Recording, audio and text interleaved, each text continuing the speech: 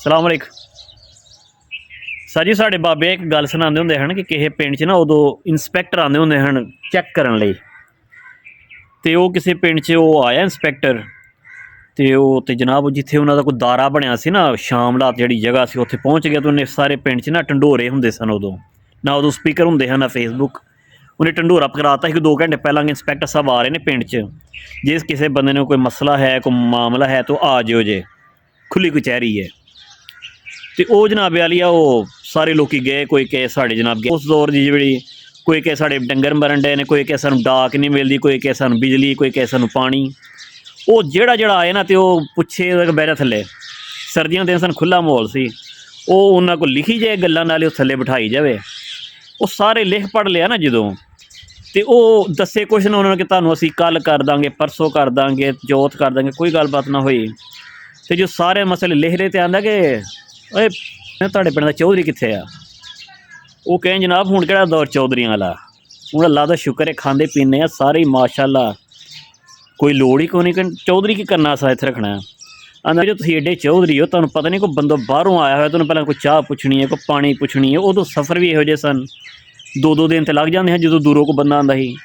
ਤੁਸੀਂ ਸਾਰੇ ਚੌਧਰੀ ਹੋ ਅਤੇ ਤੁਹਾਨੂੰ ਪਤਾ ਨਹੀਂ ਲੱਗਾ ਕਿ ਇਹ ਮੇਰਾ ਘੋੜਾ ਵੱਜਿਆ ਹੈ, ਨਾਲ ਮੇਰੇ ਮੁਲਾਜ਼ਮ ਨੇ। ਅਸੀਂ ਸਵੇਰ ਦੇ ਤੁਰੇ ਹਾਂ, 3 ਵਜੇ 2 ਵਜੇ ਤੱਕ ਪਹੁੰਚੇ ਹਾਂ। ਨਾ ਤੁਸੀਂ ਘੋੜੇ ਲਈ ਕੋਈ ਘਾਹ ਲਿਆਂਦਾ ਕਿਸੇ ਨੇ, ਨਾ ਕੋਈ ਸਾਨੂੰ ਪਾਣੀ, ਨਾ ਕੋਈ ਚਾਹ, ਨਾ ਕੋਈ ਰੋਟੀ, ਨਾ ਕੋਈ ਦੱਸਿਆ, ਕੋਈ ਵੀ ਨਹੀਂ ਪਤਾ ਲੱਗਣਾ ਕਿਸੇ ਨੇ ਰਹਿਣਾ ਬਹਿਣਾ ਕਿੱਥੇ ਆ, ਕਿਉਂਕਿ ਰਾਤ ਸਾਨੂੰ ਰਹਿਣਾ ਮਰਨਾ ਪੈਣਾ। ਉਹ ਜਨਾਬ ਉਹ ਸਾਰੀ ਕਲਾਸ ਨਾ ਚੰਗੀ ਤਰ੍ਹਾਂ ਉਹਨੇ ਪੂਰੇ ਪਿੰਡ ਦੀ ਬਿੱਸੀ ਕਰਨ ਡਿਆ। ਅਤੇ ਪਿੱਛੇ ਇੱਕ ਬਾਬਾ ਬੈਠਾ ਹੋਇਆ ਸੀ ਸਿਆਣਾ, ਉਹ ਨਾ ਨਾਲ ਉਹਦੇ ਮੁੰਡਾ ਬੈਠਾ ਸੀ।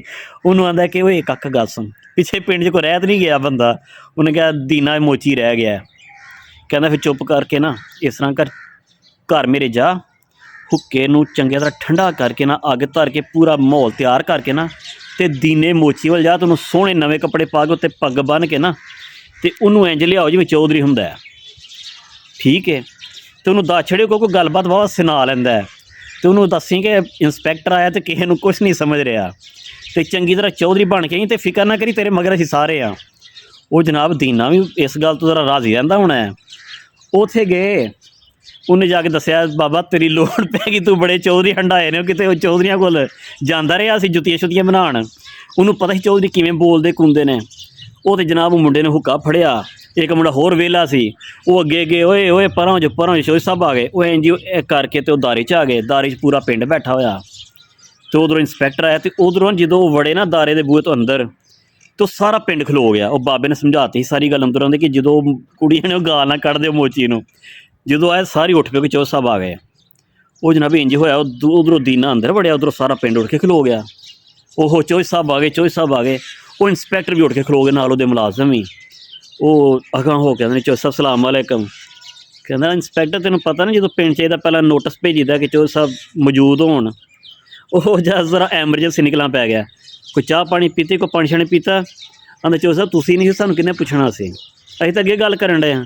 ਉਹ ਮੁੰਡਿਓ ਪਾਣੀ ਲਿਆਓ, ਉਹ ਰੋਟੀ ਤਿਆਰ ਕਰਾਓ, ਚਲੋ। ਅੱਛਾ ਯਾਰ ਪਿੰਡ ਦੇ ਬੜੇ ਮਸਲੇ ਨੇ, ਪੁੱਛੇ ਕਿਸੇ ਨੂੰ? ਕਹਿੰਦੇ ਜਨਾਬ ਪੁੱਛਿਆ, ਕਿਉਂ ਨਹੀਂ ਪੁੱਛਿਆ? ਪੁੱਛੋ ਕਿਸੇ ਨੂੰ ਨਹੀਂ ਪੁੱਛਿਆ। ਉਹ ਸਾਰੇ ਪਿੰਡ ਨਾ ਮੋਚੀ ਕੋਲ ਨਹੀਂ ਪਿਆ ਕਹੀ ਜਾਵੇ। ਹਾਂ ਬਈ ਹਨੀਫ ਤੇਰਾ ਕੋਈ ਕੰਮ ਸੀ ਜਿਹੜਾ ਚੌਧਰੀ ਸਾਹਿਬ ਦੱਸਿਆ? ਇੰਸਪੈਕਟਰ ਸਾਹਿਬ ਮੈਨੂੰ ਲਾਮਾ ਨਾ ਆਏ, ਤੁਹਾਡੀ ਸੇਵਾ ਅਸੀਂ ਕਰ ਦਾਂਗੇ, ਤੁਹਾਡਾ ਜਰਾ ਹਿਸਾਬ ਕਿਤਾਬ ਨਹੀਂ ਚੌਧਰੀ ਸਾਹਿਬ ਫਿਕਰ ਨਾ ਕਰੋ, ਸਾਰੇ ਦੁਨੀਆ ਤੋਂ ਲਾਮਾ ਆਏਗਾ, ਤੁਹਾਡੇ ਪਿੰਡੋਂ ਨਹੀਂ ਆਏਗਾ। ਉਹਨਾਂ ਜਨਾਬ ਵਾਲੀ ਸਾਰੇ ਪਿੰਡ ਵਾਲੇ ਰਲ ਮਿਲ ਕੇ ਕੁਝ ਕੀਤਾ, ਉਹਨੂੰ ਰੋਟੀ ਪਾਣੀ ਖਵਾਈ, ਘੋੜੇ ਨੂੰ ਘਾਹ ਸ਼ਾਹ ਦਿੱਤਾ, ਜਿਹੜਾ ਕੋਈ ਨਿੱਕੇ ਮੋਟੇ ਮਸਾਇਲ ਸਨ ਉਹਨੇ ਗਿਆ। ਉੱਥੇ ਜਾ ਕੇ ਜਨਾਬ ਉਹਨੇ ਆਰਡਰ ਕਰਾ ਦਿੱਤੇ, ਉਹ ਮਸਲੇ ਹੱਲ ਹੋ ਗਏ।